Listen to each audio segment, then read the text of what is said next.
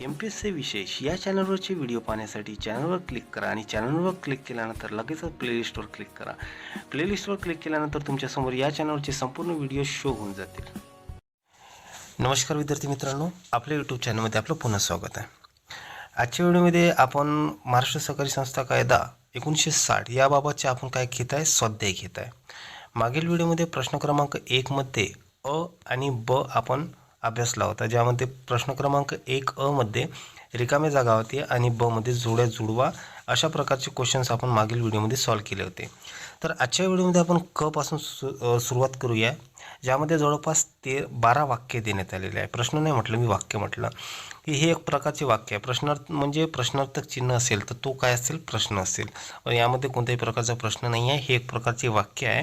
आणि हे विधानापैकी आपल्याला काय शोधायचे आहे, शब्दसमूह शोधायचे आहे, जे आधीच्या प्रकरणामध्ये सुद्धा आपण सॉल्व केलेले आहे. तर आजच्या पहिला प्रश्न आहे, म्हणजे पहिलं वाक्य आहे की सहकारी संस्थेची संरक्षण भिंत कशाला म्हटले जाते. सहकारी संस्था जेव्हा स्थापन होते त्यावेळेस स्थापन झाल्यानंतर 1 वर्षानंतर जेव्हा त्याचा आढावा केला जातो पैशाचा, तर त्यावेळेस नाही का एक नफा म्हणजे नफा मोजला जातो, किती नफा आहे. तर त्या नफ्यापैकी 25% भाग हा राखीव निधी म्हणून ठेवला जातो. तर राखीव निधी यालाच काय म्हटले जाते, संरक्षण भिंत म्हटले जाते. कारण की जेव्हा परिस्थिती खराब होते किंवा बिकट परिस्थिती, तेव्हा हीच राखीव निधी त्यांना काय करते, उपयोगात येते. त्यानंतरचं दुसरं वाक्य आहे की सभेच्या कामकाजाची नोंद ठेवणारे पुस्तक. आता यामध्ये दुसरं आणि प्रश्न क्रमांक म्हणजे वाक्य क्रमांक 3 या दोघांमध्ये प्रत्येक वेळेस कन्फ्युजन होते का. पहा, सभेच्या कामकाजाची नोंद ठेवणारे पुस्तक म्हणजे काय आणि सभेमध्ये चर्चेला जाणाऱ्या विषयाची यादी म्हणजे काय. नोंद ठेवणारे पुस्तक म्हटलं तर सरळ सरळ इतिवृत्त पुस्तक म्हटलं जाते. आणि सभेमध्ये चर्चेला जाणाऱ्या विषयाची यादी म्हटलं म्हणजे जे काही सभेमध्ये चर्चेला जाते त्याची यादी पहिले तयार केली जाते आणि त्या यादीवरूनच काय केली जाते, त्या विषयाची चर्चा त्या सभेमध्ये घेतल्या जाते. तर त्या सभेमध्ये जेव्हा त्या विषयाची यादी चर्चेला जाते तर त्या यादीला काय म्हटल्या जातील, कार्यक्रम पत्रिका. त्यानंतर आहे वाक्य क्रमांक 4 आणि या 4 मध्ये विशिष्ट कालावधीसाठी ठेवण्यात येणारी ठेव म्हणजे काय. आता पहा, यामध्ये प्रश्न असा आहे की आता जसं आपण हे प्रश्न क्रमांक 2 आणि 3 मध्ये कन्फ्युजन क्लिअर केलेलं आहे, तसंच आपण 4 आणि 5 मध्ये क्लिअर करूया. आता 4 मध्ये असं आहे की विशिष्ट कालावधीसाठी ठेवण्यात येणारी ठेव म्हणजे एक कालावधी आहे. समजा 6 महिने असो, 1 वर्ष असो, 2 वर्ष असो किंवा 3 वर्ष असो. या कालावधीमध्ये कोणतेही बँक असो, सहकारी संस्थेबाबत विचार करतो आपण, किंवा तुम्ही कोणतीही एखादी FD वगैरे केली असेल, FD म्हणजे फिक्स डिपॉझिट, ठीक आहे, ते काही कालावधीसाठी ठेवले जात असते. तर त्याला काय म्हटले जाते, मुदत ठेव म्हटले जाते. म्हणजे विशिष्ट कालावधीसाठी ठेवण्यात येणारी ठेव जी असते त्याला म्हटले जाते मुदत ठेव म्हणजे फिक्स डिपॉझिट, FD. आणि 5व्या याच्यामध्ये असं आहे की ज्या ठेवीत दैनंदिन व्यवहारात किती वेळा रक्कम ठेवता व काढता येते. दैनंदिन व्यवहारामध्ये कितीही रक्कम ठेवता किंवा काढता येते, तर त्या ठेवीला काय म्हटले जाते, त्या ठेवीला म्हटले जाते चालू खाते. चालू खाते म्हणजे करंट अकाउंट. आता विशिष्ट कालावधीसाठी ठेवण्यात येणारी वस्तूला FD म्हटले जाते म्हणजे, आणि जे काही दैनंदिन व्यवहारामध्ये किती व्यवहार केले जाते त्याला म्हटले जाते करंट अकाउंट म्हणजेच चालू खाते. एवढं तुमच्या लक्षात आलेलं आहे. आता त्यानंतरचा 6वा क्वेश्चन पाहूया आपण. सभेत मतदानाच्या वेळी अध्यक्षांना असणारा विशेष अधिकार. कोणतीही सभा असो, त्या सभेमध्ये सर्वात महत्त्वाचं स्थान कोणाचं असते, अध्यक्षांचं असते. आणि अध्यक्षांना एक विशेषाधिकार असते आणि तो विशेषाधिकार म्हणजे कोणता असतो, निर्णायक अधिकार.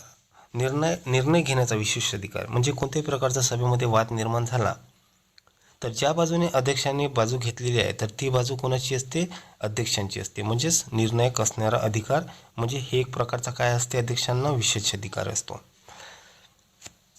7वा आहे की पहिल्या सर्वसाधारण अधिमंडळाची सभा बोलवणारी व्यक्ती कोण आहे, तर ती आहे प्रवर्तक.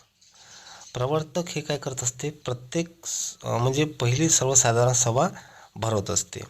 आता यामध्ये असं आहे 7वा आणि 8वा हा क्वेश्चन म्हणजे हे जे काही 2 आहे हे सुद्धा कन्फ्युजन क्लिअर करून घेऊया. पहिली सर्वसाधारण सभा अधिमंडळाची सभा कोण बोलवते, प्रवर्तक बोलवते. आणि जेव्हा कोणतीही सहकारी संस्था सर्वप्रथम नोंदणी करते तर त्यावेळेस एक सभा भरवली जाते. त्या सभेला काय म्हटले जाते, पहिली सर्वसाधारण सभा. त्यानंतर ती सभा भरवल्या जात नाही. त्यानंतरचं जे काही 8वं वाक्य आहे ते आहे विशिष्ट उद्देशासाठी तातडीने बोलवण्यात येणारी सभा. विशिष्ट उद्देशासाठी तातडीने येणारी सभा कोणती असते? तर ती असते विशेष अधिमंडळाची विशेष सभा. आणि ही सभा कोण बोलवते? ही सभा बोलवते कार्यकारी समिती म्हणजे व्यवस्थापन समिती आणि निबंधक. तर त्यानंतरचं 9वं वाक्य आहे की सभेच्या वैधानिकतेसाठी सभासदांची किमान उपस्थिती. तर या किमान उपस्थिती एकतर असते 1:25 किंवा याला काय म्हटले जाते? गणपूर्ती म्हटले जाते किंवा गणसंख्या म्हटले जाते. 10वं वाक्य आहे की भारतात पहिला सहकारी संस्था कायदा संमत झाला होता 1904 मध्ये. 11 आहे. त्यानंतर आहे 11वा वाक्य की संस्थेच्या दरवर्षीच्या निव्वळ नफ्यातून एक बाजूला काढलेली रक्कम म्हणजे काय? तर राखीव निधी. 12वा आहे सभेने चर्चा करून रीतसर मंजूर केलेले प्रस्ताव म्हणजे ठराव. ठीक आहे, म्हणजे जे काही याला 12ला काय म्हटलं जाते? प्रस्ताव जे काही मंजूर केले जाते त्याला ठराव म्हटले जाते. त्यानंतरचा ड आहे. ड मध्ये आहे की खालीलपैकी विधाने चुकी बरोबर आपल्याला सोडवायचे आहे. पहिले वाक्य आहे. यामध्ये जवळपास किती वाक्य आहे? जवळपास 14 वाक्य आहे. ठीक आहे, आणि या 14 वाक्य आपल्याला पाहायचे आहे. तर पहिलं वाक्य आहे की सर्व सहकारी संस्थांना कर्जरोखे विक्रीतून भांडवल उभारता येते. तर बरोबर आहे. म्हणजे जे काही सहकारी संस्थे असतात तर त्या संस्थांना कर्जरोख्याची विक्री करून भांडवल उभारणी करता येते. तर हे वाक्य बरोबर आहे. त्यानंतरचं दुसरं वाक्य आहे की संस्थेच्या सभेचे इतिवृत्त लिहिण्याची जबाबदारी अध्यक्षांची असते. तर हे जे काही विधान आहे हे चुकीचं आहे, कारण की हे इतिवृत्त लिहिण्याची जबाबदारी सचिवांची असते. तिसरं आहे कार्यकारी समिती उपसमिती नेमू शकते. तर हे वाक्य बरोबर आहे. चौथा आहे की सहकारी संस्थेच्या अध्यक्षास निर्णायक मत वापरता येत नाही. तर हे चुकीचं आहे. आपण आधीच डिस्कस केलं आहे की अध्यक्षांना निर्णायक मत देण्याचा अधिकार असतो. 5वं वाक्य आहे की भागधारक हे संस्थेचे सावकार असतात. हे वाक्य चूक आहे. भागधारक हे संस्थेचे मालक असतात आणि कर्जरोखेधारक हे संस्थेचे सावकार असतात. हे ठीक आहे, या दोघांमध्ये कन्फ्युजन होऊ नका देऊ की भागधारक हे संस्थेचे मालक असतात आणि कर्जरोखेधारक हे संस्थेचे सावकार असतात. 6वं वाक्य आहे की व्यवस्थापन समितीच्या परवानगीशिवाय भागांचे हस्तांतरण करता येत नाही. व्यवस्थापन समितीच्या परवानगीशिवाय भागांचे हस्तांतरण करता येत नाही. तर हे वाक्य बरोबर आहे. व्यवस्थापन समितीचे परवानगी घेतल्याशिवाय कोणत्याही भागांचे किंवा कोणत्याही शेअर्स हे आपण हस्तांतरण करता येत नाही. 7वं वाक्य आहे की चालू ठेवीवर अधिविकर्ष सवलत मिळते. तर हे बरोबर आहे. चालू ठेवीवर अधिविकर्ष सवलत मिळते. 8वं आहे महाराष्ट्रातील सहकारी संस्थांची नोंदणी सहकारी कायदा 1904 नुसार होते. असं होते का? नाही, कारण की महाराष्ट्राची स्थापनाच 1960 मध्ये झाली होती. ठीक आहे, महाराष्ट्र राज्याची स्थापना 1 मे 1960 रोजी झाली होती. त्यामुळे त्याच्या आधी महाराष्ट्र राज्य अस्तित्वात नव्हतं. त्याआधी एक राज्य अस्तित्वात होतं, ते होतं मुंबई. मुंबई हे एकमेव राज्य होतं, त्यामध्ये गुजरात वगैरे सर्व अटॅच होते. तर महाराष्ट्राची स्थापना 1960 मध्ये झाली होती. त्यामुळे महाराष्ट्रात सहकारी संस्थांमध्ये कोणतीही सहकारी संस्था स्थापन झाली तर तो 1904 नुसार नसून तर 1960 नुसार स्थापन होतो. महाराष्ट्रात पहिला सहकारी संस्था कायदा 1960 मध्ये स्थापन झाला. त्यामुळे हे जे काही म्हणजे 8 आणि 9 आहे तर हे दोन्हीही वाक्य चुकीचे आहे. 10वं वाक्य आहे की सभा चालू झाल्यानंतर गणपूर्तीची आवश्यकता नसते. सभा चालू झाल्यानंतर गणपूर्तीची आवश्यकता नसते. हे वाक्य बरोबर आहे का? नाही, हे वाक्य चूक आहे. गणपूर्तीची आवश्यकता असते. सभा सुरू करण्यासाठी काही मेंबर्स आवश्यक असते, त्यालाच काय म्हटले जाते? गणपूर्ती म्हटले जाते. 11वं वाक्य आहे भाग भांडवल हे भाग उभारणीचे बाह्य साधन आहे. तर हे वाक्य चुकीचे आहे, कारण की भाग भांडवल हे भांडवल उभारणीचे अंतर्गत साधन आहे. 12वं आहे विशेष अधिमंडळाची सभा बोलवण्याचा अधिकार फक्त कार्यकारी समितीचा असतो. तर हे वाक्य चुकीचं आहे. विशेष अधिमंडळाची सभा बोलवण्याचा अधिकार कार्यकारी समितीच असतो, परंतु इथे फक्त म्हटलेलं आहे, त्यामुळे फक्त आहे तर हे चुकीचं आहे. कारण की कार्यकारी समितीच्या व्यतिरिक्त निबंधकासुद्धा विशेष अधिमंडळाची सभा बोलवण्याचा अधिकार आहे. 13वा म्हणजे 12वा काय हे चूक आहे. 13वा प्रश्न असा आहे की 13वा वाक्य असं आहे की सन 1919 या वर्षी सहकार हा विषय केंद्र सरकारकडून राज्य सरकारकडे वर्ग करण्यात आला, तर हे वाक्य बरोबर आहे. 14वा वाक्य आहे की सहकारी संस्थेला राखीव निधी ठेवणे बंधनकारक आहे, तर हे सुद्धा वाक्य बरोबर आहे. त्यानंतर ई आहे, खालील विधाने पूर्ण करा. पहिलं यामध्ये जवळपास 12 प्रश्न आहे, म्हणजे विधाने पूर्ण करा असे म्हटलेले आहे. म्हणजे यामध्ये जवळपास रिकाम्या जागा देण्यात आल्या आहेत, तर या रिकाम्या जागा आपण पूर्ण करूया. पहिलं वाक्य आहे की 2 अधिमंडळाच्या वार्षिक सभांच्या मधल्या काळास एक सभा भरवली जाते, तर त्या सभेला म्हटले जाते विशेष सभा, अधिमंडळाची विशेष सभा. सभेच्या वृत्तांत या पुस्तकात लिहिल्या जातात, तर तो इतिवृत्त पुस्तक असतात. जी ठेव विशिष्ट कालावधीसाठी ठेवली जाते, जे आपण डिस्कस केले आहे, त्याला म्हटले जाते मुदत ठेव म्हणजे फिक्स डिपॉझिट. सहकारी संस्था जास्तीत जास्त किती टक्के लाभांश देऊ शकतो? आता यामध्ये रिकामी जागा दिलेल्या आहे, तर सहकारी संस्था जास्तीत जास्त 15% लाभांश देऊ शकतो. सभेने रीतसर मंजूर केलेल्या प्रस्तावास रिकामी जागा म्हणतात. सभेने रीतसर मंजूर केलेल्या प्रस्तावास ठराव म्हणतात. सहकारी कायद्याप्रमाणे कोणत्याही व्यक्तीला संस्थेच्या एकूण भांडवलाच्या रिकामी जागापेक्षा अधिक भांडवल खरेदी करता येत नाही. आता सहकारी कायद्यानुसार कोणताही व्यक्ती एखाद्या संस्थेचे जर भाग भांडवल किंवा शेअर्स खरेदी करत असेल, तर त्याला किती टक्के म्हणजे जास्तीत यामध्ये एक कंडिशन अशी आहे की तो कोणताही एकाच 5, ठीक आहे, 5 पैकी कोणताही एक भाग खरेदी करू शकतो किंवा जास्तीत जास्त 5 लाख. ओके, तर 6वा झाला आपला. 7वा आहे, महाराष्ट्राचा पहिला सहकारी कायदा हा 1960 झाला होता. अधिमंडळाच्या वार्षिक सभेची आता इथे बी एक कंडिशन अशी आहे की महाराष्ट्राचा पहिला सहकारी संस्था कायदा 1960 झाला होता. इथे जर भारताचा पहिला सहकारी संस्था असता तर तो 1904. दुसरा भारताचा सहकारी संस्था कायदा वाटला असता तर 1912. ठीक आहे, एवढं क्लिअर असू द्या. म्हणजे हे इयर जर आपले क्लिअर राहतील तर कोणतेही क्वेश्चन आपण सॉल्व्ह करू शकतो. त्यानंतर 8वा आहे की अधिमंडळाच्या वार्षिक सभेची सूचना सभासदांना रिकामी जागा दिवस अगोदर देणे आवश्यक आहे, तर 14 दिवस आहे. त्यानंतरचं 9वं वाक्य आहे की सहकारी संस्थेचे रिकामी जागा हे प्रमुख वित्तीय साधन आहे, तर भाग भांडवल म्हणजे भाग शेअर्स हे प्रमुख वित्तीय साधन आहे. भारतातील पहिला सहकारी संस्था कायदा आपण याआधी डिस्कस केला होता 1904. ठीक आहे, 1904.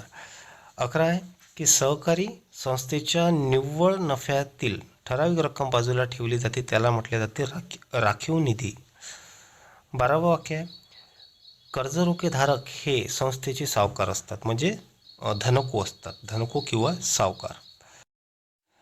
त्यानंतरचा क्वेश्चन आहे, हे म्हणजे क्वेश्चनमध्ये असं देण्यात आलेलं आहे की अचूक पर्याय निवडा असं म्हटण्यात आलेलं आहे. तर यामध्ये 6 वाक्य आहे किंवा 6 शब्द आहे आणि त्या 6 शब्दामध्ये 6 ऑप्शन्स आपल्यासमोर देण्यात आलेले आहे. तर हे जे काही प्रश्न आहे हे सोडवण्याची एक पद्धत आहे. जसं आता हे तुमच्याजवळ 6 आहे, 6 पैकी तुम्हाला 3 माहीत पडले, तर त्या 3 पैकी तुम्हाला म्हणजे आता कसं आहे, आता समजा तुम्हाला एक माहीत आहे की भाग काय करते, भागावर लाभांश दिले जाते आणि कर्जरोख्यावर काय दिले जाते, व्याज दिले जाते. ठीक आहे, आता भागावर लाभांश दिले जाते म्हणजे इथे या बॉक्समध्ये काय येतील, लाभांश येतील. तर त्यावेळेस जेव्हा आपण लाभांश लिहितो त्यावेळेस असं क्रॉस करायचं, म्हणजे आपल्याला उरलेले जे काही ऑप्शन्स आहेत त्यावरून निवडण्यास त्रास होत नाही. दुसरा आहे संरक्षण भिंत. आपण आधी डिस्कस केलेला आहे, संरक्षण भिंत कशाला म्हटलं जाते, राखीव निधीला म्हटले जाते. त्यानंतरचा तिसरा आहे चालू ठेव. चालू ठेव जर तुम्हाला वेळीच कळलं नाही तर मग त्यानंतरचे ऑप्शन्स सोडून पाहायचा. जसं आता पहिली सर्वसाधारण सभा कोण भरवते, प्रवर्तक भरवते. ठीक आहे, म्हणजे आपलं 4थं झालेलं आहे, तिसरं आपण सोडवलं नाही आहे, त्यामुळे तिसरं आपण ते खोडून घेऊया. ठीक आहे, तर तिसरं आपण सोडवलेलं आहे. तर हे झालेलं आहे. यामध्ये आपण काय घेतलेलं आहे, लाभांश घेतलेला आहे, राखीव निधी झालेला आहे, प्रवर्तक झालेला आहे, म्हणजे पहिलं, दुसरं आणि चौथं केलेलं आहे. त्यानंतर आपल्याला समजा 6वं माहीतच आहे, महाराष्ट्र सहकारी संस्था कायदा 1960 अंतर्गत आहे. मग उरलेले जे काही 2 आहे, आता पहा, चालू ठेव म्हटलं तर विलीन अधिकारी येतील का? नाही. तर त्यावेळेस कोणतं येतील? अधिविकर्ष सवलत. आणि संस्थेचे समाप्तीकरण कोण करते? विलीन अधिकारी. म्हणजे आपल्याला एवढं समजलेलं आहे की 6 क्वेश्चन आपण क्लिअर करून टाकतो. त्यानंतरचा ग वाक्य आहे, सहकारी संस्थेच्या एकूण म्हणजे हे आता पहा, यामध्ये जवळपास 5 वाक्य देण्यात आलेले आहे आणि हे शब्द आपल्याला दुरुस्त करायचे आहे. म्हणजे हे चुकीचे वाक्य आहे, हे टोटल चुकीचे वाक्य, एक चुकीचं, दुसरं चुकीचं, तिसरं, चौथं, 5वं, हे सर्व चुकीचे आहे. तर आपल्याला याला काय करायचं आहे? दुरुस्त करायचं आहे. तर पहा, पहिलं वाक्य आहे की सहकारी संस्थेच्या एकूण भांडवलातील एक लहानसा हिस्सा किंवा एखादा छोटासा भाग असतो, त्याला काय म्हटले जाते? भाग म्हटले जाते. ठीक आहे. आता पहा, इथं लहानसा भागही मेन्शन करू शकले असते क्वेश्चनमध्ये, परंतु इथं काय म्हटलेलं आहे? हिस्सा हा हिंदी शब्द इथे वापरण्यात आलेला आहे. भाग जर वापरला असता तर तो मराठी शब्द असता, आणि भाग जर वापरला असता तर मग तेच काय असतं? प्रश्नाचं उत्तर असतं. त्यामुळे त्या जे काही क्वेश्चन असतो, एक्झामवर असतो, त्याने अशा प्रकारचं यामध्ये गडबड केलेली आहे. जसं आता यामध्ये लहानसा हिस्सा म्हणजे हा हिंदी शब्द इथे वापरण्यात आलेला आहे. अंश हा सध्या संस्कृत शब्द वापरण्यात आलेला आहे. तर यामध्ये काय म्हटलेलं आहे? कर्ज रोखे होय. तर हे वाक्य आपण आधीच सांगितलेलं आहे की आधारांश शब्द दुरुस्त करायचे आहे. तर हे 5ही वाक्य चुकीचे आहे. आपल्याला 5ही वाक्यापैकी बरोबर वाक्य बनवायचे आहे. तर जो काही सहकारी संस्थाचा एका भांडवल असतो, तर त्याचा जो काही छोटासा भाग असतो त्याला काय म्हटले जाते? भाग म्हटले जाते, म्हणजे शेअर्स म्हटले जाते. आणि जे काही म्हणजे दुसरं वाक्य आहे, ठीक आहे, पहिलं वाक्य आपल्याला भाग मिळालेला आहे, दुसरं आहे कर्जरोखेधारक हे सहकारी संस्थेचे मालक असतात. तर हे वाक्य चुकीचं आहे. रोखेधारक हे संस्थेचे सावकार असतात. तर मालक कोण असतात? भागधारक म्हणजे शेअर्स होल्डर्स. तिसरं वाक्य आहे, चालू ठेवीत फक्त एकदाच रक्कम ठेवली जाते. नाही, मुदत ठेवीत फक्त एकदाच रक्कम ठेवली जाते. चालू ठेवीत कधीही कितीही रक्कम काढता किंवा टाकता येते. चौथं वाक्य आहे, सहकारी संस्थेचे निबंधक पहिले सर्वसाधारण बोलतात. नाही, हे वाक्य म्हणजे हे वाक्य सर्व चुकीचेच आहे, आपण आधीच सांगितलेलं आहे. तर सहकारी संस्थेचा निबंधक पहिली सहकारी सभा बोलवत नाही, तर ते कोण बोलवतो? प्रवर्तक बोलवतो. सहकारी संस्थेची पहिली सर्वसाधारण सभा प्रवर्तक बोलवतो, तर निबंधक कोणती सभा बोलवतो? विशेष सभा बोलवतो. 5वं वाक्य आहे, सभेपुढे विषयाची किंवा कामकाजाची क्रमवार यादी, म्हणजे आपण आधीही पहिले वाक्य घेतलेलं आहे, हा वाक्य येऊन गेलेलं आहे रिकामी जागामध्ये, की सभेपुढे विषयाची किंवा कामकाजाची क्रमवार यादी म्हणजे कार्यक्रम पत्रिका. तर ठीक आहे विद्यार्थी मित्रांनो, गपर्यंत आपण डिस्कस केला आहे. यानंतरचे जे काही एका वाक्यात उत्तर आहे किंवा गटातनं बसणार आहे, आणि त्यानंतरचे जे काही नेक्स्ट क्वेश्चन आहे ते आपण नेक्स्ट व्हिडिओमध्ये करूया. व्हिडिओ जर आवडला असेल तर व्हिडिओला लाईक करा, शेअर करा आणि सबस्क्राईब करा.